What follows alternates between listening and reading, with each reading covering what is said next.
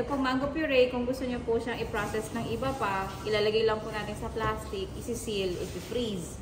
Ay, yan na po, wala na po kami halo. Wala na po. Yan na pure. So, ito lang po, pwede niyo po siyang kuhanin and then mag-juice po kayo anytime you want.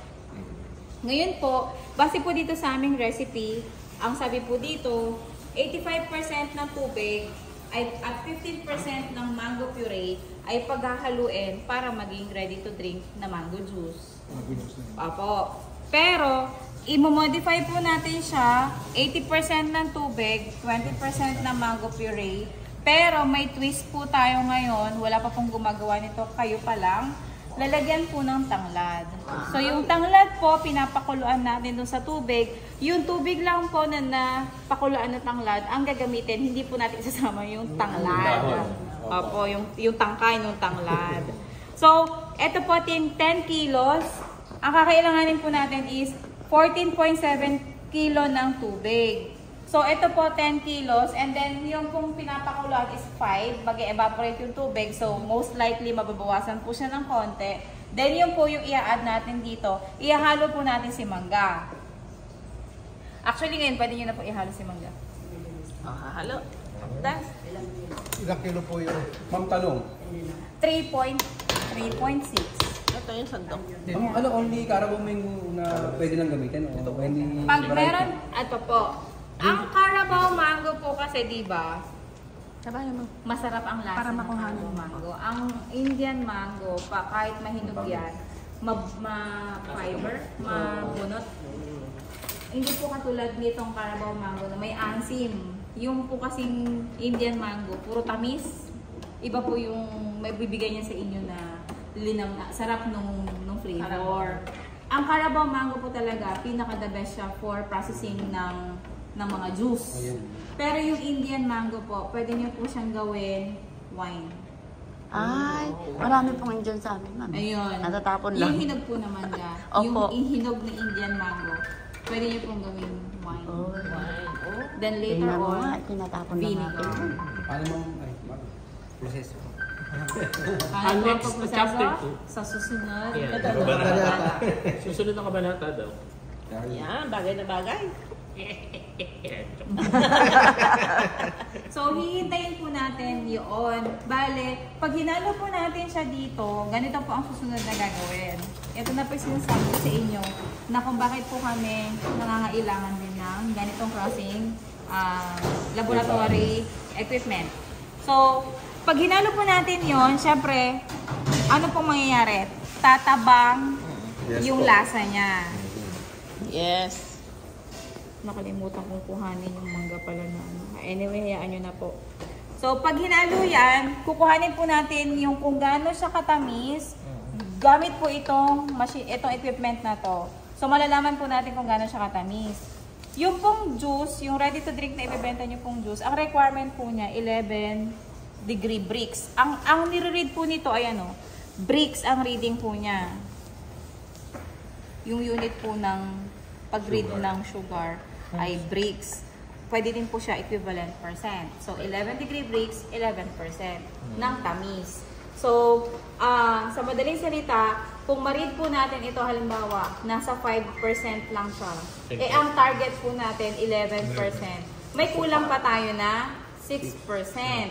Hindi naman po natin tayo, pwedeng i-multiply na, 6% lang pala. Sige, ilang volume nito? 6% nito, yun yung asukal. Hindi po, magkaiba po yun.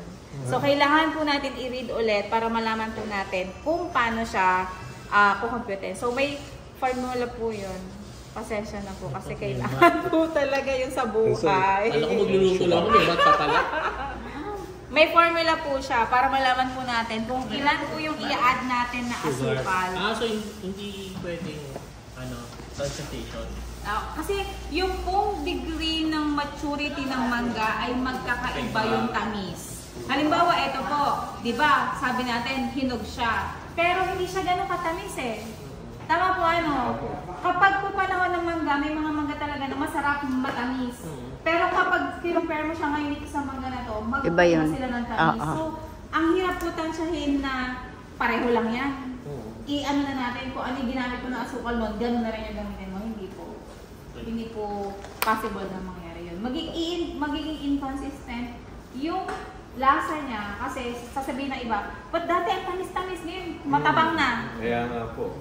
Kasi Nagbabago. matamis pala yung mangga. Yun, ganun po. So, hindi ko naman po nire-recommend bumili kayo ng ganito. Meron nga po sa Shopee. May nabibili naman po sa Brix Shopee. meter. Degree breaks. Tapos, lalagyan din po natin siya ng citric acid. So, paano po ang... May asin na po siya, di ba? Pero hindi enough yung asin niya. Para magbigay sa atin ng kaligayahan na kapag uminom ka ng mango juice, Acid pala. di ba? Masarap yung nag-aagaw po yung tamis asim at at yung asin. tamis. Yes, hindi lang puro tamis, di ba? Tapos, at ako po kayo mag-alala kasi yung citric acid po ay safe for consumption, safe for use sa food processing. So, okay lang po yun. And then, yung pong kasing effect din ni citric acid ay pinapapaba po natin yung pH. Yung pH po na tinatawag po nun is gusto po natin na yung product natin safe para hindi po siya atakihin ng mikrobyo. Masira ka agad. Anong pH level po yun? 3.9 po dapat. So medyo maasim-asim po yun. Oo. Kasi ang pH po magmula 0 hanggang 14. Ang 7 po tubig. So pag mababa ka sa 7, papaasim ka. Pag mataas ka sa 7, hindi ka maasim. Yun, alkaline ka, basic. So, kailangan po ang ating pH ay nasa 3.9. Hahabulin po natin yun. Para mahabol natin siya, lalagyan natin siya ng citric acid. Kaya so, po yung pH mga... meter ka pa. Oh, may pH meter ka ba? Mura lang yun. Mura lang Naman. So, yung pong asim na to, actually ay mararamdaman niyo pag bumili din kayo ng mga calamansi juice sa market. Bakit ang asim niya? Sipay po yun ng citric acid. Ang difference po ng sipa ng acid sa totoong acid na meron sa fruit ay masakit sa lalamig niya. Yun po siya. So may possibility para ibang binibenta kaya siya sosobra sila sa... Makikita niyo po dun sa label, nakalagay ay water. Pag ang citric acid ang sumunod, ibig sabihin mas madami siyang ingredient ng citric acid kumpara sa fruit.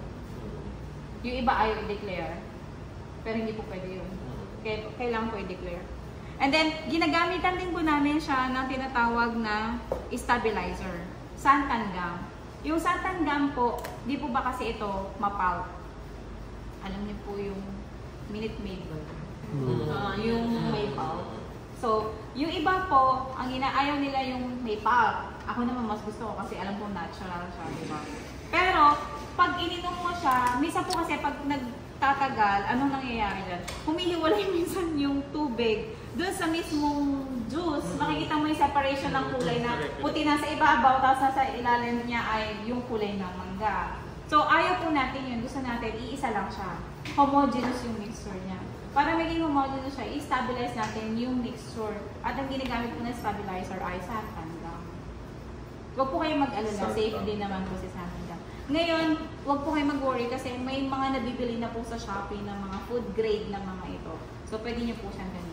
Okay, pati citric acid. Yeah, citric acid, santan gum. And then, yung iba po nilalagyan ng sodium benzoate. Preservative po ito. Si sodium benzoate po, nakakatulong po yan para hindi lalong masira yung produkto. Huwag po kayong mag-alala. Ginagamit po talaga si sodium benzoate. Yung sodium benzoate po, ginagamit din po namin panglinis ng bote. Kasi hindi nyo naman po pwedeng lagyan ng mainit na tubig. Ay, linisan ko muna ng mainit na tubig. Pag nilinis nyo po yan, plastic yan, deformed po yan. Wala na po kayong mailalagay. So, kailangan po linisin na lang natin ng sodium benzoate. So, gagawa po tayo ng solution mamaya. Ayun. Ng sodium Galing benzoate. mo? Alam mo yung tatanong ko. Yeah, I know what's in your mind. I know, right? So, yun po. And then, ipapasteurize na po natin siya. Hindi po pwedeng, ay, na-mix ko naman lahat, ibobote ko na. Hindi po, hindi pa po doon nagtatapos. Kailangan po natin siyang i-pasteurize. Kasi, naglagay po tayo ng asukal, citric acid, sodium benzoate, at saka po yung santan gum. Kailangan po, syempre, matunaw sila. And para matunaw po sila, idadaan natin sila sa init.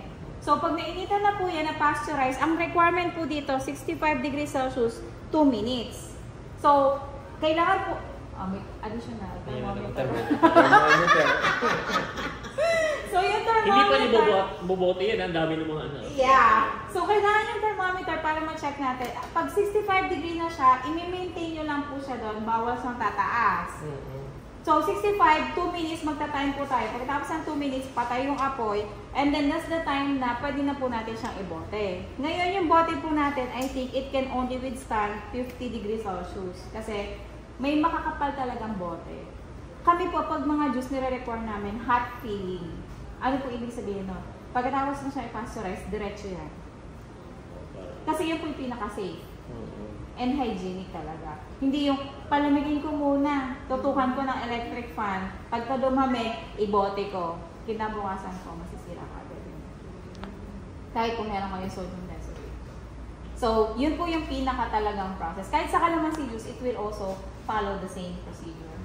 Agad na. Apo, agad po siyang binobote ng mainit. Tapos, Sa sodium, binabad mo siya sa sodium benzoate, yung bottles mo. no, di ba nagsolusyon po tayo? Di ba nagsolusyon? Ano mo siya? Kakalog-kalog. Kakalugin mo siya doon. Tapos air dry mo siya. Tapos itataob. Taob na. Opo. Huwag niyo po siyang pupunasan ng tissue para lang madry yung bote. Useless po yung paggamit ng sodium benzoate. May mga ganun na processor. Ay, ano ba yan? Matubig pa, kang ganun. Punasan ko ng tissue sa loob. Matindi hinipan pa. Oh, yeah. That's true. So, halayaan niyo lang po siya nakataktak, nakataob. Wala naman pong problema. Basta po kayo. Tapos itinataob po namin siya kapag na-i-seal na po Seal na. namin. Kasi para yung takip din po mas sterilized. Hindi lang yung katawan. So, yun. So, dahil po hinihintay pa natin, yung bote po ay pwede nang linisin. Para po hugasan natin ang sodium benzoate. Sa ngayon po yung paglilinis, pwede po munang anuhan ng ano? Yan, dishwashing liquid.